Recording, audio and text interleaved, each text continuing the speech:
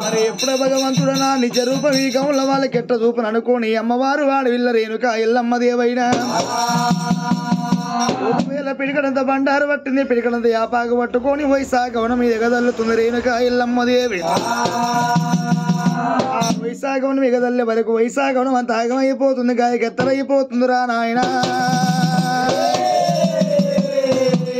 ఎప్పుడైతే పాండ్య రాజవనంలో ఏరవచ్చి వనమంత కళ్ళ చూసే వరకు వనమంత ఆగమైపోతుంది గాయకెత్తరైపోతున్నదైనా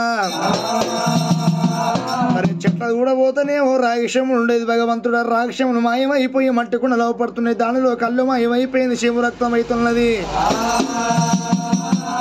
మడగప్పు వాసన వస్తున్నది పాండ్య రాజు ఏమంటారు బిడ్డలారా మనం ఈ ప్రకారం ఉంటే మనం బతకలేము మన వైశాఖము లోపల మనము ఇప్పుడే మనం ఏ రాజ్యం అని వెళ్ళిపోవాలి ఏ దేశం అని వెళ్ళిపోయారు కలమ్మ దగ్గరికి వెళ్ళిపోయారు కడుకొచ్చుకుందాం అని ఒకవేళ పాండ్యరాలు అనుకున్నప్పుడైనా అమ్మవారి ఎల్లమ్మ వాళ్ళు అనుకునే మాటలు చెవులార వింటుంది కళ్ళవార చూసిందిరా నాయన అమ్మవారు రేణుకాదేవి ఎల్లమ్మ ఏమంటుంది భగవంతుడు నిజ రూపం తెలుసుకోవడానికి ఎరకలమ్మ దగ్గరికి వెళ్ళిపోతారు బిడ్డలారా మీరు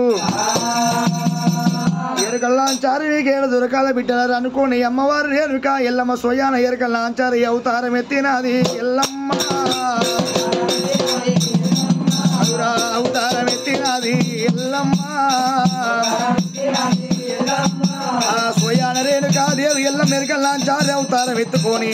మరడి గవ్వలు పట్టింది మలుపుంది గుట్టి అట్టడి గవ్వలు పట్టింది అల్లింది గుట్టి నెత్తి మీద నిలమంచ గొప్ప తయారు చేసుకుంది ఎల్లమ్మో